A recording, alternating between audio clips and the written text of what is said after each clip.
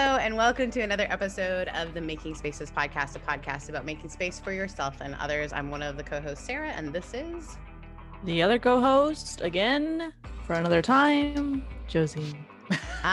We are excited today to welcome our friend Stephanie Tait is a author. She is a speaker. She is one hell of a Twitter user. She's also an advocate that talks about what it means to make sure that we are avoiding ableism, how we're thinking about being really conscious of folks around us who are experiencing disability. And so she is also someone who does disability consulting and speaking in that field. And so I'm so excited because she is a huge space maker. And I think we have all the same friends. So I think this is just, this was just meant to be. So I'm so excited to have her on here.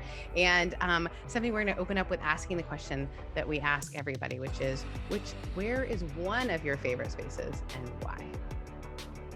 Well, I have always been a pretty avid gardener, but with the pandemic, being super high risk and having those added high risk factors, my family had to isolate a lot more than most people. So for 420 something days, we pretty much couldn't leave our house at all. Like we couldn't go to the grocery store. We couldn't do the things a lot of people could do. And so my garden kind of took over my life. Mm-hmm. Yeah. If you guys are listening to this on the podcast and not watching the YouTube, you are missing out on perhaps even your tools are in a beautiful. That's just the back, that's the side of my house. The really good stuff is on the other side where you can't see, but it would take me probably 45 minutes to walk you through it all. It's huge. Oh my gosh. I love that. It's out of control. It's out of control. And so the garden, that's my sanctuary. That's where I live. That's where it's no exaggeration, as wonky as it'll sound to say that the flowers saved my life this last year. So having that ability to put my hands in the dirt and ground myself in my body. More than that, having the ability to track time passing, right, in a really tangible way when every day blurred together in isolation, but I knew time was passing because I could see the changes in the garden, right? I knew the tulips were done and the roses were starting, and I knew that the roses were done and the mums were coming in the fall, and I could see the perennials dying back, and the list of the jobs to do to prep for winter set in, and time is passing because you have your hands in it, right? You feel it in a tangible way and you're grounded in that, and that was such an anchor in a time where everything else was just a blur. I think that's beautiful. I've never thought about that.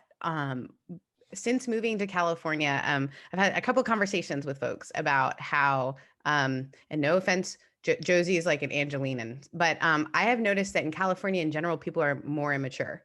And I had this whole conversation. Former Californian, so it's okay. You can say that.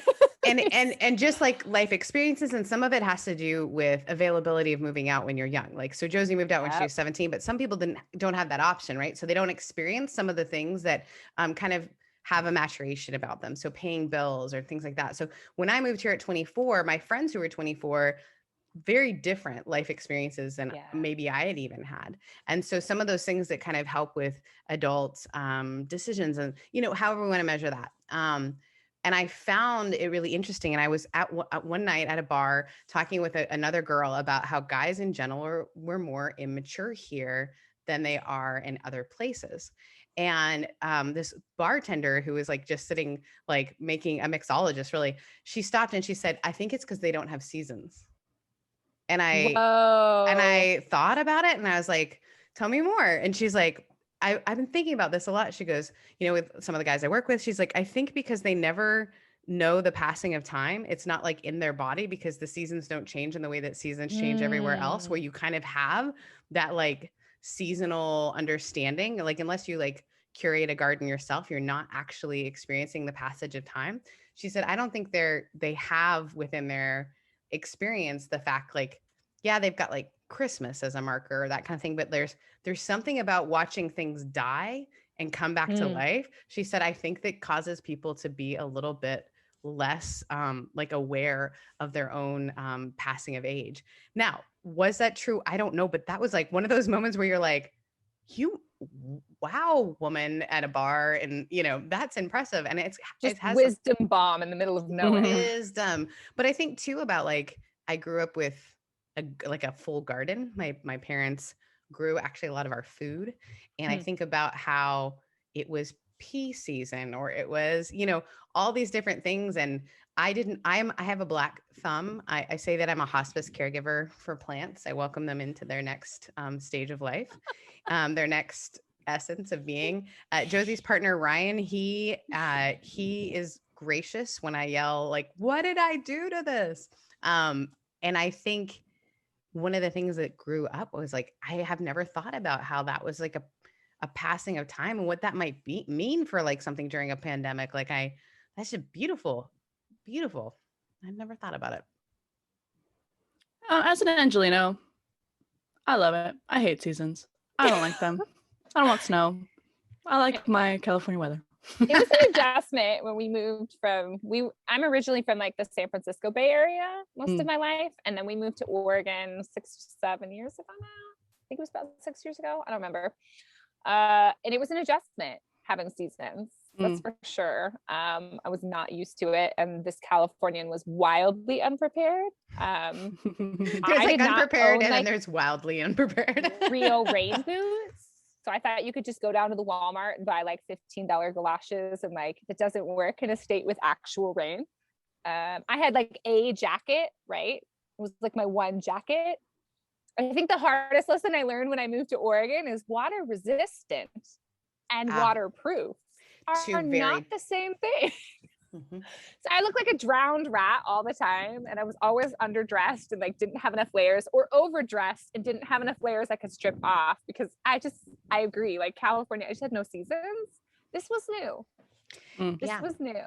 But I've come to depend on it. Like it's just, you're right. Like you feel time passing. I'm so much more aware of like the phases my kids go through, because it's different. Like I can remember the time of the year because there's those clear markers that just ground you into the earth and into your body. And I can't imagine going back now. Yeah, it's an interesting thing. And it's like, it's not meant to even be like a rude thing. Josie's very proud of California, which I think is great. I love I'm a very lot of proud places. of Los Angeles. Sorry, she's parts of California I don't really. Right. We want to talk about like Bakersfield or no, she does not identify as a Bakersfield. Her identity is not that. Her pronouns are LA. She just loves it there so much. And I think that there's, unless you've experienced it or unless you grew up in it, it's just a different vibe. Like I grew up by the water. I grew up in a place that had 4 definite seasons. And I think I didn't realize how much it affected me. And like I said, I never thought about it until that bartender was like, yeah, I think people here don't realize they're aging. And she didn't mean it like there was not a judgment in almost the way she was saying it. It was just like I've noticed since I've moved here, the time doesn't have delineations. And I think about that when we had to create rhythms and patterns during something like a pandemic. So it makes sense to me that you would be in the like creating space almost for yourself, like time and space in this garden. These things die, and it almost becomes a pattern too of like, hey, things go away and new things come up. It's like I think there's a reason why a lot of monks garden.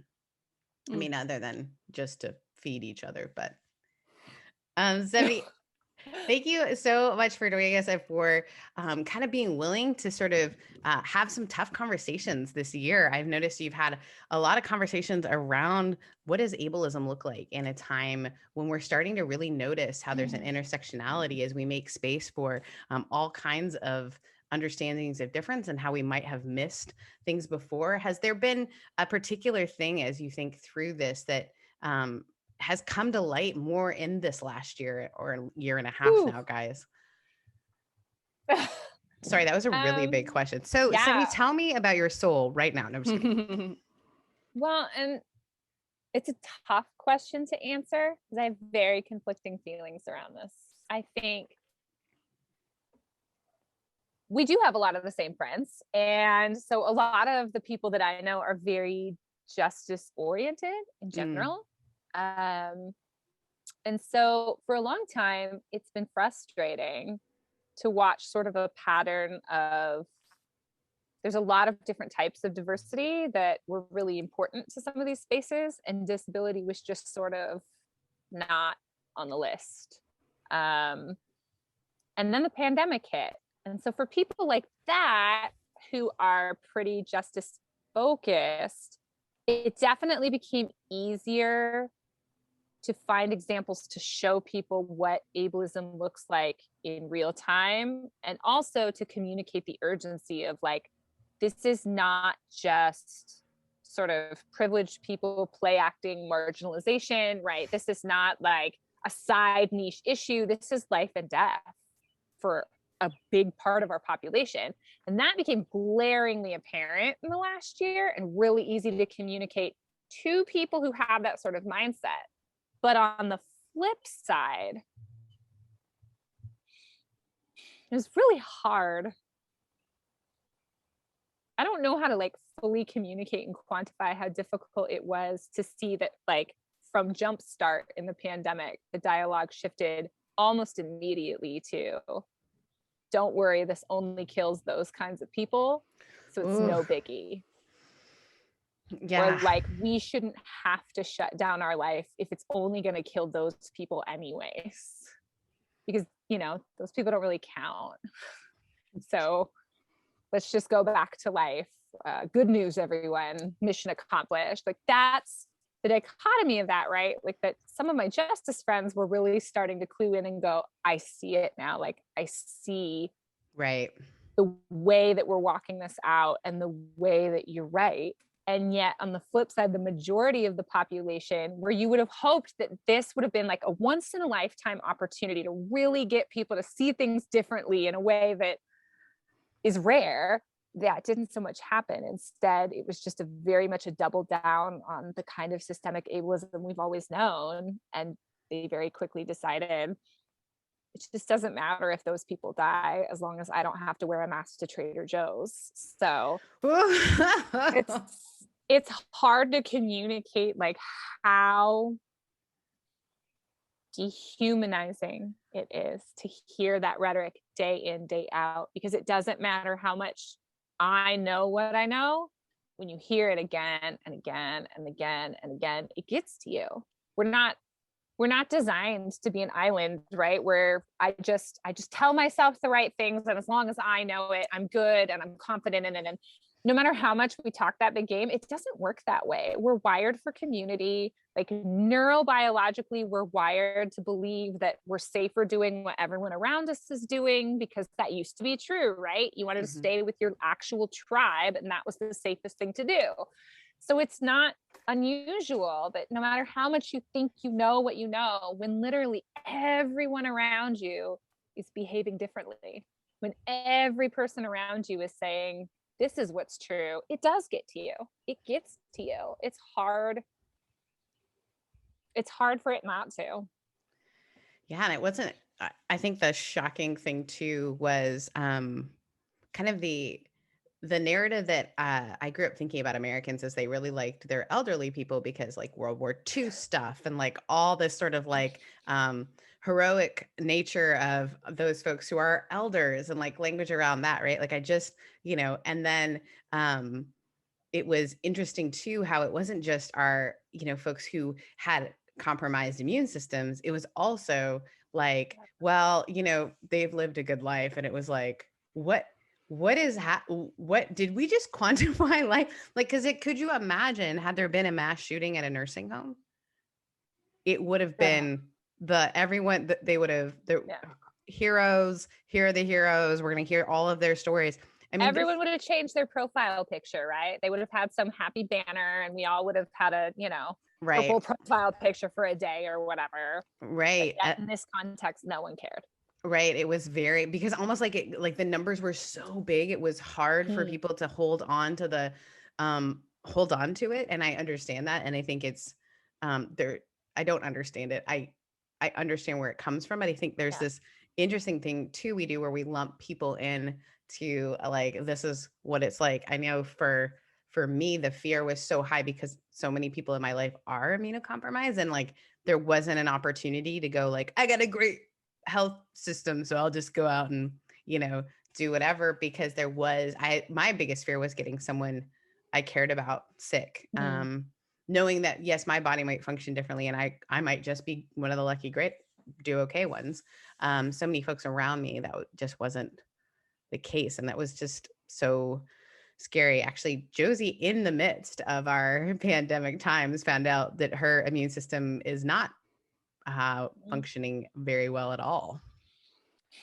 Well, still up for debate, actually, but I have had really bad muscular and nerve pain for a few years now. And I mean, you don't really get a diagnosis when it comes to that. And eventually I did get the diagnosis of fibromyalgia, which is, what does that even mean, right? So, I mean, the pandemic for me was very scary because I can't even cough too hard without it having really debilitating consequences, let alone a disease that we don't even know what it does. Yeah, I have a similar feeling about the pandemic in that it was hard for me to see people be selfish. And I always go towards, my initial response is always anger. I was very angry for a lot of the pandemic at people who, I mean, I had an uncle, my dad's best friend, who passed away from COVID because he had just had a kidney transplant. And I mean, by all intents and purposes, other than that, he was pretty young and doing all right. He had recovered really well. And then I think of like all the people in line who caused my uncle to die, and I just get angry. Or even some of my family members, I mean, in Mexico, it's a whole different level. Nobody cares about COVID in Mexico. But then seeing like my cousins go visit my grandma, who is 80 something years old, not wearing masks, they don't social distance, they don't care. And I'm like, the level of selfishness that I saw in the world, and then the level of politicization, can't speak, in America. Can't say that word like first thing in the morning, had my coffee, and that's one of those words you'll notice I never put into the sermon because I can't say it. Yep. But like the level of people saying like, this is a liberal hoax and this is that and blah, blah, blah. And it's like, y'all don't really have a larger worldview if you think that this is an American politics issue. It was hard. As somebody who has to come to terms with having some level of disability, I'm still wrestling with that. To see people not care. Yeah, and it's a personal attack, right? Like whether, like you said earlier, incredibly. You don't want to, you do have self-talk, and I think the self-mantras are important, and it's important to say, I know my value, I know I'm of worth. But again, when there's these generalizations or like open everything up, or like our kids, I should choose whether I get or not I get vaccinated. I was really upset. My mom has a 4-time cancer survivor and has immune issues and all kinds of stuff. And they had an outbreak at the hospital where my dad is still a director of a nursing home at 70. I'm sorry, not of a nursing home, of a hospice care center and of an Alzheimer's unit. And turns out most likely the outbreak that they have is a variant based on the fact that only 22% of their staff will get vaccinated. Oh my God. And I wasn't ready to be so mad, even though both my parents have been vaccinated for a really long time. The truth is, a variant, we don't know what a variant will do to someone who has already. And even like the language I noticed around whenever someone would die, people would say, well, what was their pre-existing condition? As if a pre-existing condition then sets you up to somehow your life is like the value system is just, and I understand what we're trying to do is protect ourselves from that. What can I do for that to never happen to me? And if I can other the people who that happens to, then it can't happen to me. And that is absolutely opposite of space making for people, for wholeness, for health, for like, and so girl, I understand why you dug a garden. Just like, yes. Mm-hmm. I mean, well, especially, sorry, you go. That anger, right? That anger was a big part of why I think the garden became as over the top as it is now, because I don't apologize for the anger that I feel, because it's valid. It's justified. It's very real. We're talking about throwing human lives under the bus for the sake of some personal comfort. Like, that's, anger is valid. And I don't want to lose touch with those feelings, because that means, when I stop feeling that anger, it means I've grown cynical. And yet on the flip side, when it was just day in, day out, right? And there was nothing else to distract me. There was nothing else to do. I wasn't able to go out there and like guest preach at churches or speak in places, right? Like, I couldn't do anything about this anger. It really left me in a place where I'll call my crap out. I'm the most 7/7 there is. And so for Enneagram nerds, I don't like to just sit in those feelings. I hate it. Like, I can't do that. So normally I have to find a way to, like, I'm doing something about the problem, right? I'm out there speaking on it. I'm holding a group, like, we're doing a thing. I couldn't during COVID. I wasn't allowed to do that. So I had to sort of sit back and go, what does resistance look like when you can't march in the streets with everyone else? You can't start a group. You can't do a thing. You can yell into the void on Twitter only so much before that starts draining you too, because you never know if it's getting anywhere. And so it's been this weird year of me learning just how much sort of seasons of rest and seasons of creating like seemingly frivolous things are an act of resistance in and of themselves, right? Like, I felt so guilty for a while that I had growing food too before. And most of those beds have now just been taken over by flowers, because I have all kinds of flowers that I wanted to grow for these arrangements that I make now.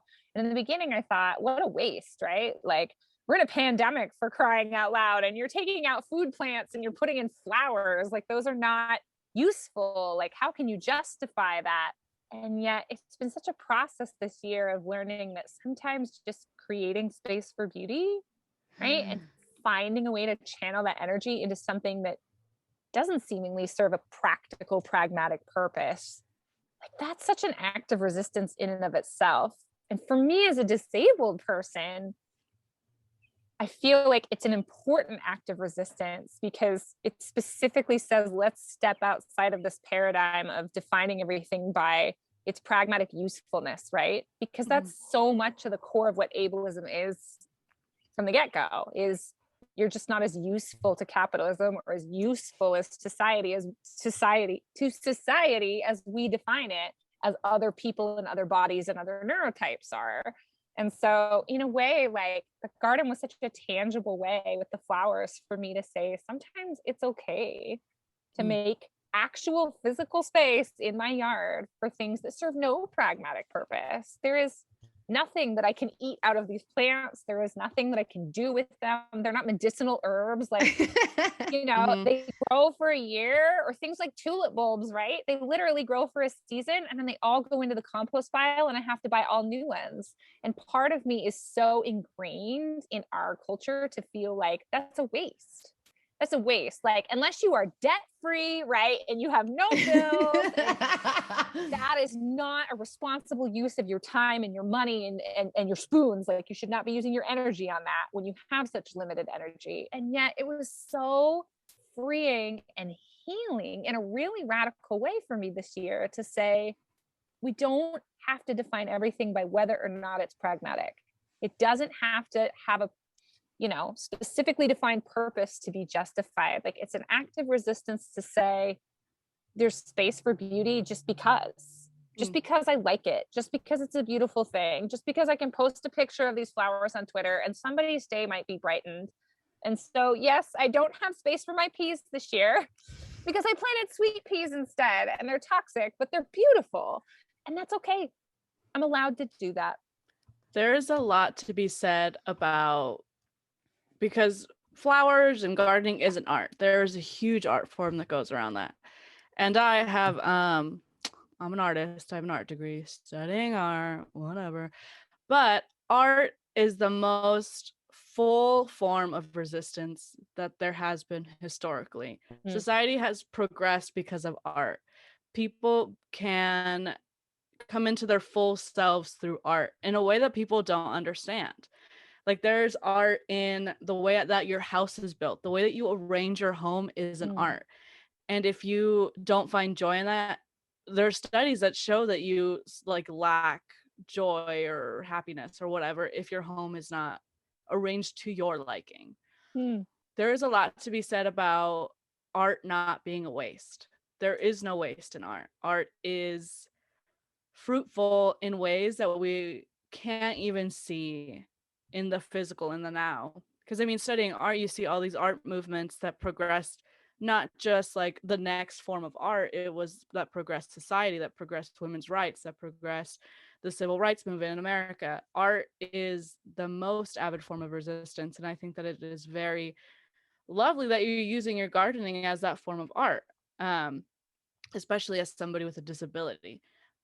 Would you mind telling our listeners a little bit about your disability and your journey towards becoming an advocate? Interesting that you would ask that, because when you were talking about your experience earlier, I was like, wow, does some of this sound familiar? It's not surprising to me that they tell you you have fibromyalgia or that you can't get a real clear diagnosis for things, because that was my story for a long time too. Took me 15 years of worsening disability and symptoms to get correctly diagnosed.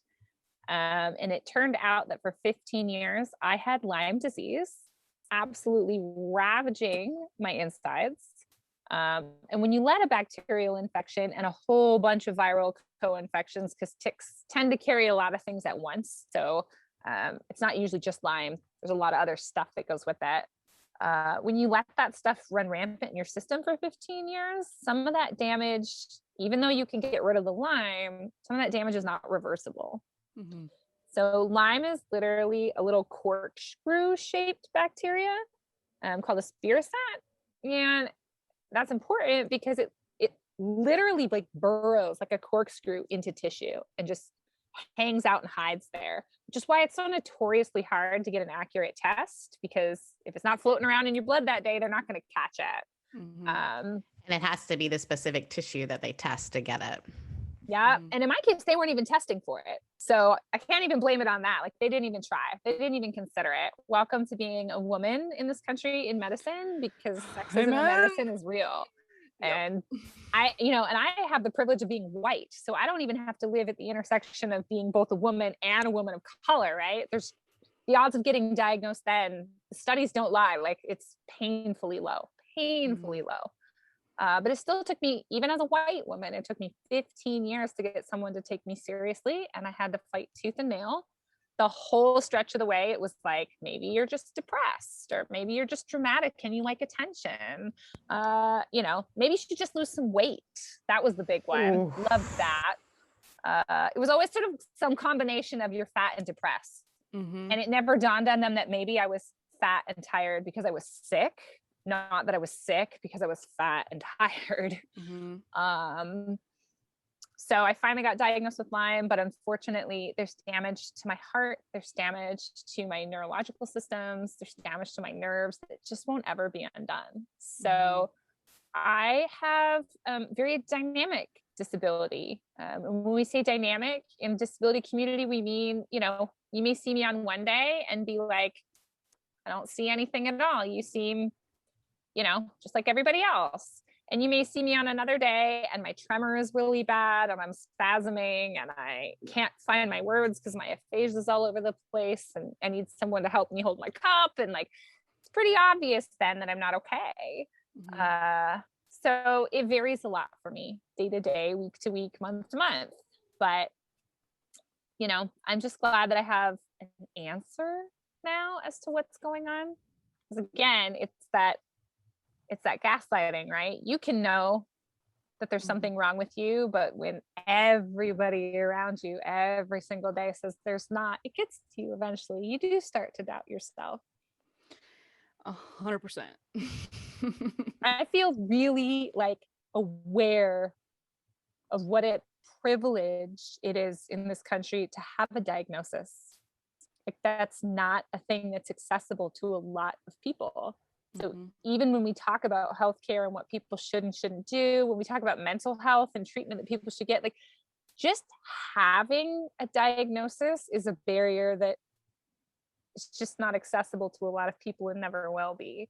So if we're expecting, you know, it's like these ideas of people think the ADA, right, means that if you're disabled, like you should show some kind of paperwork or like prove it, and then they'll have to accommodate you. And like, yeah, but step one is you have to be able to prove that you have something diagnosable.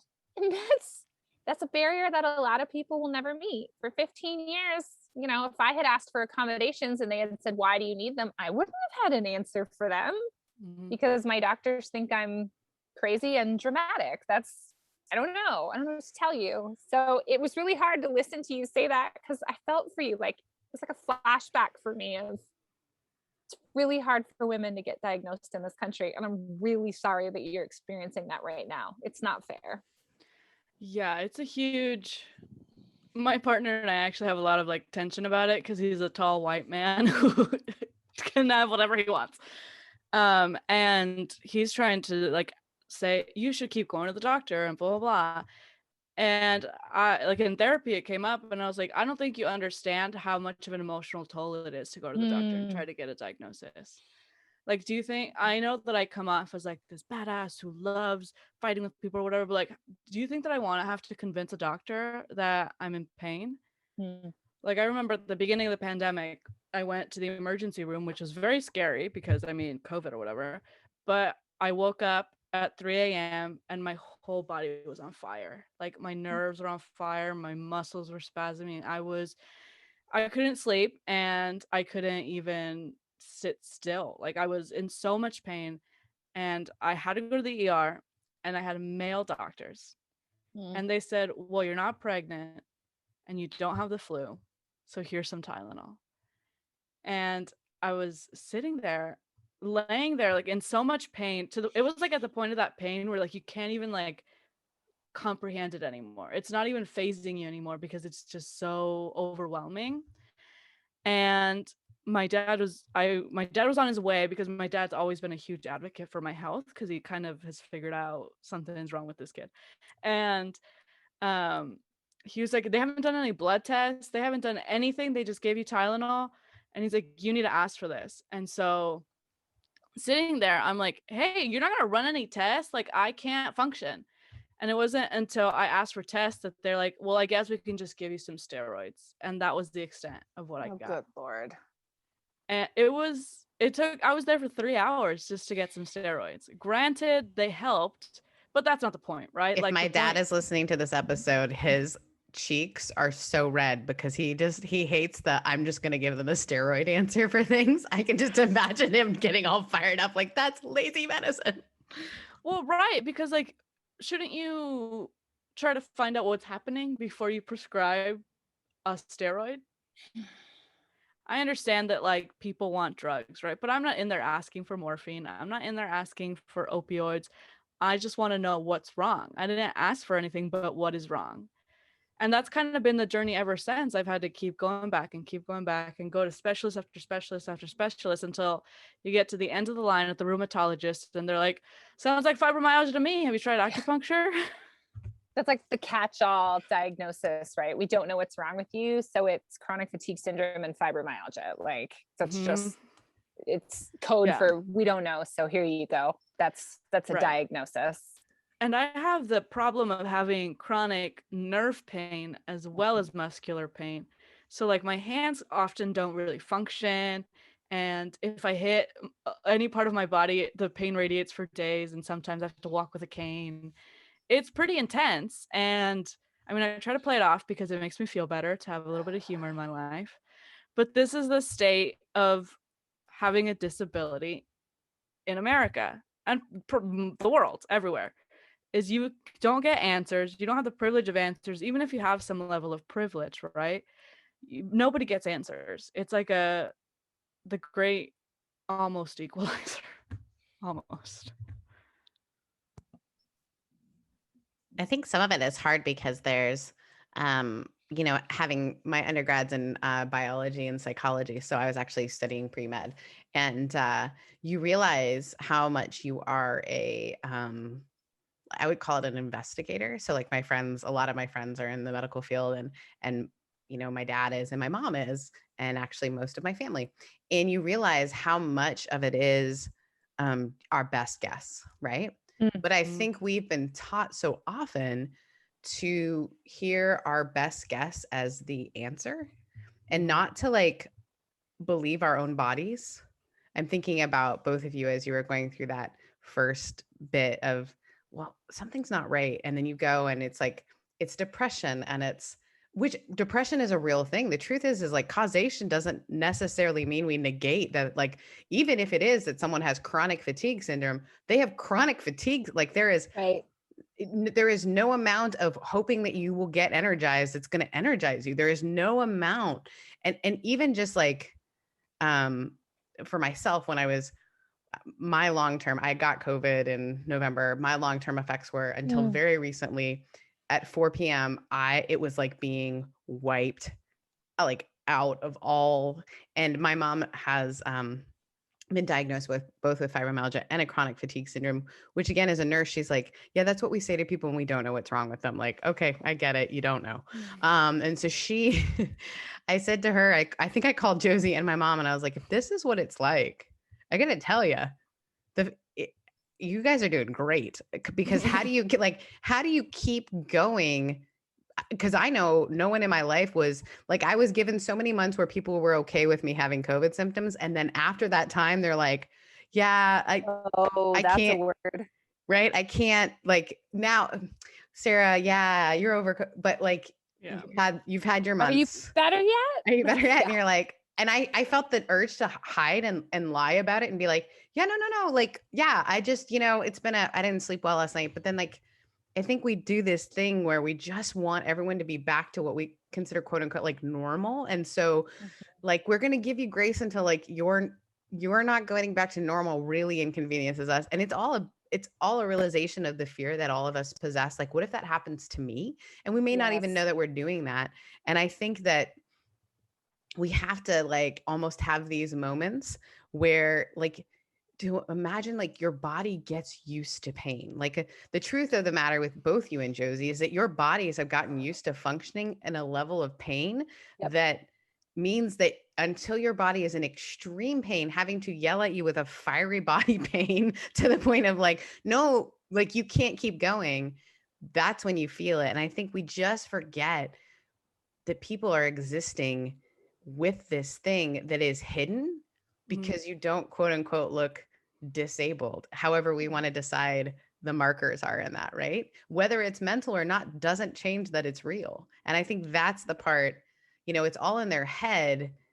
It's like, if my brain is firing that my entire body is on like actually in pain, my entire body is still in pain, even if it's my brain that's causing it to do that. It's interesting because I have a few tattoos and people and I have them in pretty painful spots. Yeah, you do. And people are always like, oh my gosh, did it hurt? And I was like, no, I didn't really feel it until the end, when it started like burning, because it would pass over. And I was like, and I always felt like, oh, I must have a really great pain. And I do, but it's like later on, I was like, oh my God, the amount of pain that my body is used to is not okay. But like you were saying, Sarah, my mom, when I went to my mom's house for whatever reason after I had my diagnosis, like that appointment with the diagnosis, and she was like, oh, okay, well then now you know what it is, so it's fine, right? And I was like, you realize that I was handed something that is lifelong. Like this, they told me that essentially that this is the rest of your life. There is nothing we can do to alleviate your pain. You just have to deal with it for the rest of your life. Every day, every minute, every hour, you will be in pain. Sorry. It's heavy, and all I can do is kind of laugh about it. But Stephanie, how have you, like, I don't know, like I can't imagine being an advocate when being in so much pain Probably because I haven't really reconciled all this with myself. But yeah. Is it like a driving force for you? So again, I'm a 7. I don't like to acknowledge my pain or sit in my pain or sit in silence. Like, it's just the worst thing in the world to me. I have to have something playing in the background, something to do. And it's funny because people that know me are often surprised to find out I'm a 7. They're very like, you seem very like an 8. Like, you just want to go out and justice everything. You don't seem like someone who's all party all the time. And it took me a long time and a lot of therapy to figure out that for me, my version of finding a bright side is very different than other people, in that I have to kind of take my pain and take what's happening to me and like repurpose it and be like, but here I'm using it for good because I'm doing this with it and I'm doing that with it. And so I have to sort of check myself and my motives sometimes, in that I think there's a lot of healthiness of being in our stories, right? I'm a big believer that if you can't put skin on your theology, then it's not theology worth having, right? Like, our stories are theology, and sharing those stories and bringing people into them. Like, there's a reason that the gospel story is God came down, and did incarnation, right? Like, he came down and put on skin and put on flesh and walked around with us. I think that means something. And so I'm a big believer of like, hey, take your story and use it. But on the flip side, I'm learning very much that, again, some of it is that underlying, I have to find pragmatism, right? I have to find its usefulness. I have to justify its existence by how is it useful? So I think, especially when you come up in certain kinds of white evangelicalism, there's sort of this idea of like, I need to slap an answer on everything, right? Like, so why did this bad thing happen to me? And so I think for me, for years, the temptation was to try and turn that story into, so that I could be an advocate and go do all these things. And that's why God made me sick. And it took me a long time to learn that that's a really messed up theology. It's gross. No, it's not good. It's not healthy. And so now there's a lot of trying to find a balance, right? There's a reality when you live in any marginalized identity that you feel this sense of urgency, because I'd love to say that if I don't fight the fight, that there will be able people that pick it up and fight it for us, but that's not what I've seen. So there is that sense of urgency of like, we have to fight because our lives depend on it. But I'm trying, and again, it's like back to the garden. It is so much of a journey this year of me learning how to find space to say, it doesn't all have to be on me all the time. I don't have to make a reason for everything. That even if I stopped being a vocal advocate, even if I wasn't out there telling my story of disability or speaking about that lived experience all the time, that's okay, right? Like, it's okay that it would be all right for me to just sit in the pain and say, this sucks. And I don't like my body feeling this way. And it's not serving some kind of meta magical purpose. And I'm not out there turning it into a good thing. That's okay. That's allowed. And maybe me taking space from, yes, COVID forced me to stop speaking places and stop writing as much. And maybe that's a really good thing, that I got to take a step back and say, even if I'm not turning my pain into purpose all the time, it's okay. I'm allowed to just accept the pain. I'm allowed to say, I don't like this and it doesn't serve a purpose. And I think it makes God sad. And I don't think he wanted this for me or my body. And that's okay. I'm allowed to have space for that sometimes. So I'd love to have a clear answer for you, but I think I'm working through a lot of it right now. Mm-hmm. It's interesting. I think there's a form of bypassing that we've been taught to bypass the pain. We've been taught that there's so many different, from the TV shows we watch, but also from the churches that some of us grew up in, also from the experience of living within a female identity. Like, we've been taught, like, you got to make meaning out of the thing. So it's like, but what happens is then you go to that and you bypass the like kind of the meat of it in some ways, like because you don't want to sit in it yourself. And I think it's really wise to think, oh, maybe this has to do with the fact that 7s don't like to sit in it. I don't either. I'm a 3. I want to make meaning out of it, and I want everyone to be okay. And how do we get everyone? Everyone needs to be great. And I think there is this really powerful permission, and I hate that word, and yet it's come up a couple of times on our show. People need to hear the permission that like, if you're not killing it, like if you're not slaying suffering and needing to like turn it into purpose right away, I think we misread sometimes like man's search for meaning and think that he immediately got to the meaning. It's like sometimes just the meaning is, okay, today my meaning is that I'm gonna rest in that I'm frustrated in this. And that has holy purpose as well. Because when we rush, and I've seen it, I remember right before the pandemic, a pretty famous pastor actually was able to go through with suicide. And they, about a month in, had his wife speaking on stages. And I thought, oh, no. You have just commodified like what she went through. And now you're trying to make her a victor. Like we went through, like, yes, I'm going to become a suicide advocate. Great.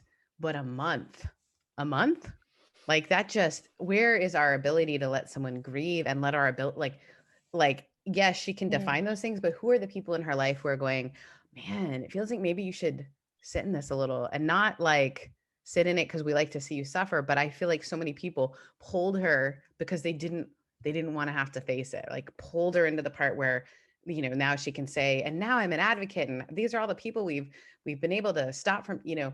And I think that's the gift, I think, of what I've seen your work do a lot, is for you to say, I can go this far. And then I realize that some of the boundaries I'm having to put around myself are like, it's time for me to go to the garden. Like I need to just go reconnect with myself and sit in it. And I think that takes a lot of courage for ourselves, because it's really easy to bypass all the pain and where we're at. So thank you for doing that.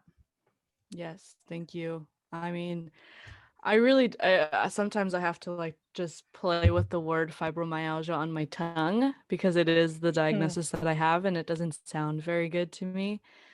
But it's also like this added weight of, in my community, there's no such thing as chronic pain. There's no such thing as invisible things, you know, like. And I grew up in a Pentecostal church where they said that if you're a real Christian, then you won't have any of these chronic things.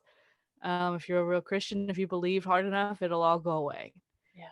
And I mean, I have depression, so that was already really annoying growing up. And now it's just even more like, I don't think that's how it works. Yeah, it's in the Latin community, it's really hard for my parents to come to terms with it, where I'll get to their house and they're like, why are you so cranky? And I was like, because I hurt. I'm in pain. So it should be enough that I'm here or whatever. And a lot of times I've had to like accept that people are not going to believe me. People will not believe me. And I have to just keep moving on, you know?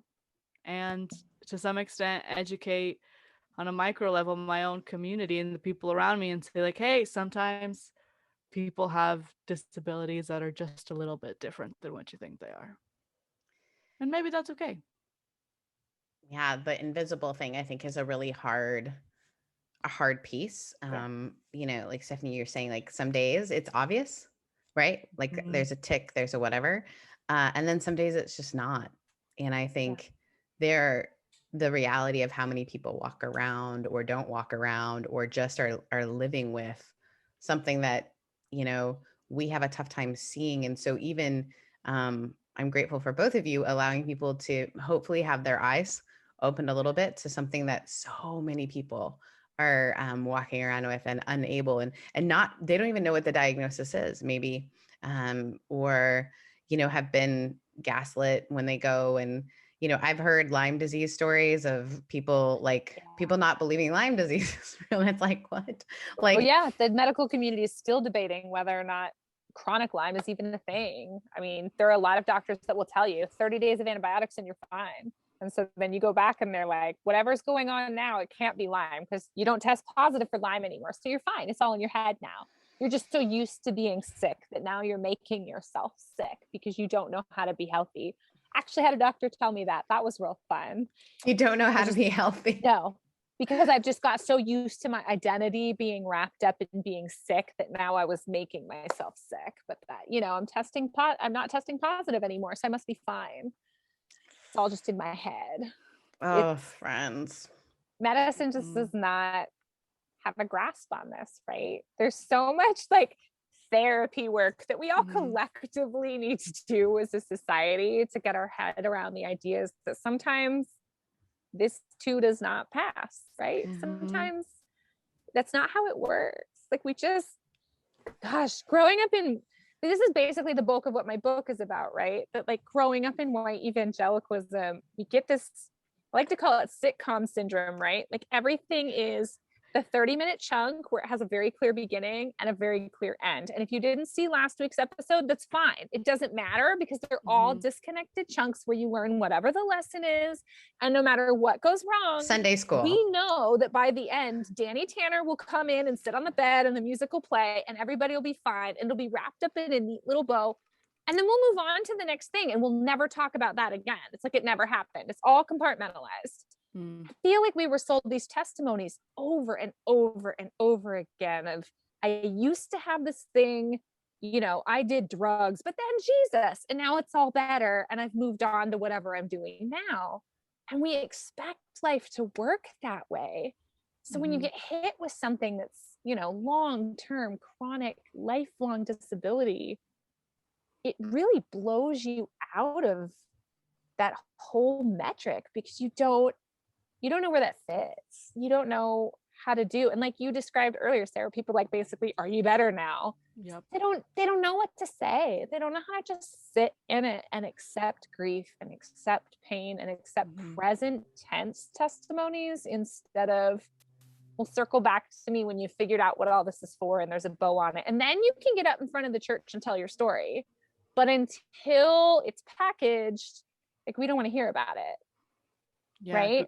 Going back to the seasons, people want it to be like the Midwest: spring, summer, fall, winter.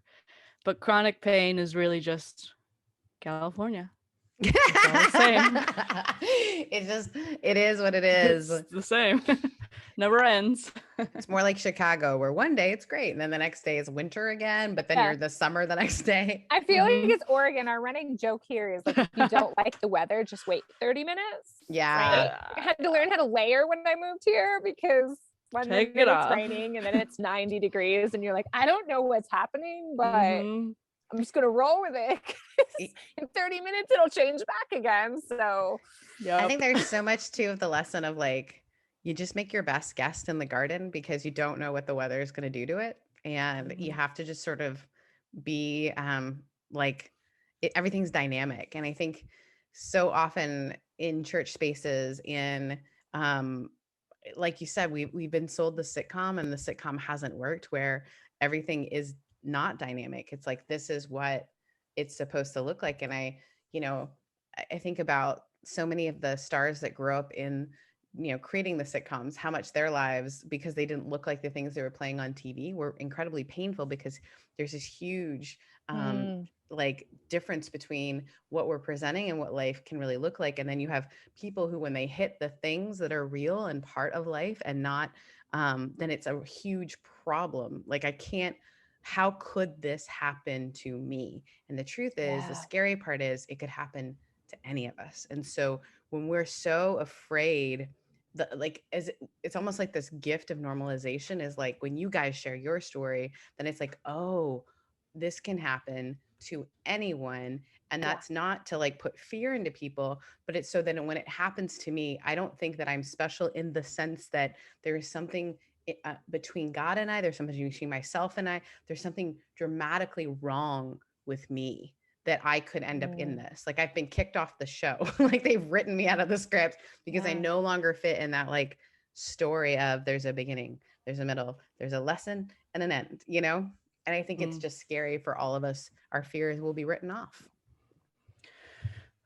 There was a Some of us thing are. I wrote in my book where I was saying that, like, not to get all Bible-y, but you know that thing in Ecclesiastes where they're talking about like there's the time for every season under heaven. And I remember like always hearing it as if there is a season for this, just this one thing, right? And then there's this season over here for this. And so much of my journey into learning how to have a healthier, like more robust theology of suffering and grief and lament and living in these things in the present tense was learning that there is nothing in those passages that say that they're separate self-contained seasons, right?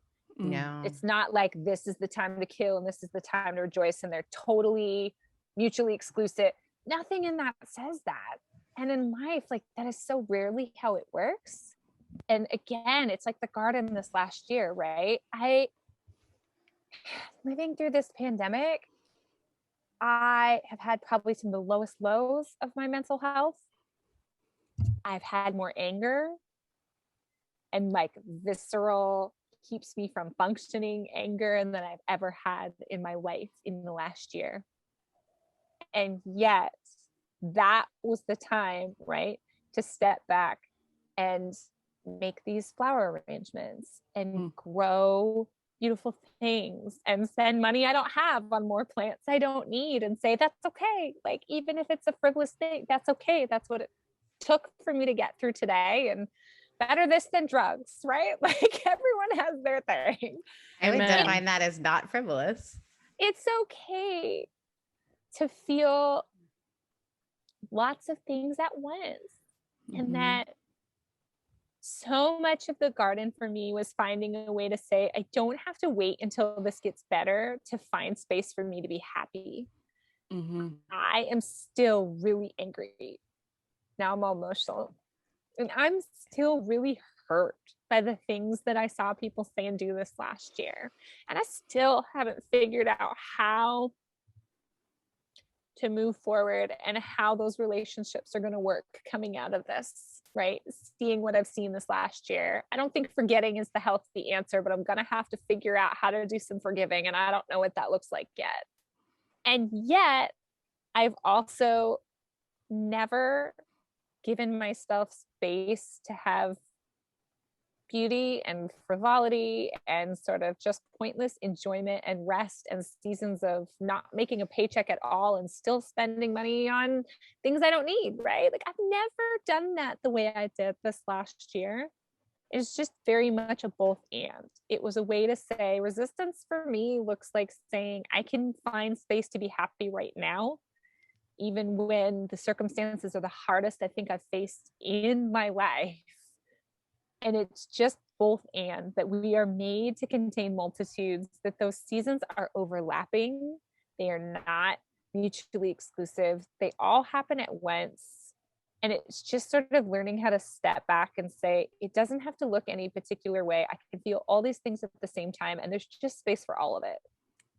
I love that. Well, Stephanie, we are in the midst of such a great conversation, but we end our conversations, our moments. Hopefully this has caused, I hope, a lot of people to think. Hopefully Josie helped you see that you are not alone in all that you've gone through. But we love to say, what is like one thing, one tangible thing, whatever it might be? By the way, it could totally be go plant a flower. But what is one thing that people can do to make space for themselves or others? And you can take that question in any direction you want to. I think the big one that I walked away with this last year is, I think it's healthy to find a hobby that you are not necessarily good at and that you did not monetize or turn into a thing, right? I think, especially if we're working to unwind ableism and we're becoming more aware of that in spaces, there's something so powerful about saying it's okay to enjoy things that you're not the best at. It's okay. You don't have to work at it. You don't have to take lessons. You don't have to hustle. It doesn't have to be something you can turn into a side income. Like, it's okay to just say, this is a thing I like doing because it just brings me joy. And for no other reason than I just like it. And it doesn't have to serve a purpose. There's just space for enjoyment. So pick up a hobby, find something that you're not necessarily good at, and just enjoy it. Amen. That's my favorite one. Yeah, it's so good. It's so good. Well, Stephanie, where can folks find you? Where can they find your books? What would you like to share with folks? What can we promote for you? If you go to stephanietaitewrites.com, it's kind of a landing page that it'll take you to links to where you can buy my book. It'll take you to my social media. There's even my Twitter on there if you want the spicier hot takes. You can just go to Instagram and look at the pretty flower pictures. It's all there on the website. So stephanietaitewrites.com. Thank you so much. And thank you so much for joining us. And thank you so much for bringing us to your garden. I love it. I would love to see it. I wish I could take you on a tour, but I'm going to take you up on that. I would love to see it. I love gardens. I get a lot of requests for a video of that, so I may have to suck it up and do it at some point here in the near future. That would be amazing. Josie, where can folks find us? You can find us at makingspacespodcast.com or Making Spaces Podcast on Instagram. You can find Sarah at Rev Sarah Heath on Instagram and me at Josie Takes the World. Amazing, guys. Thanks so much for joining us, and we'll see you next week where we will be saving a space for you. Bye. Bye.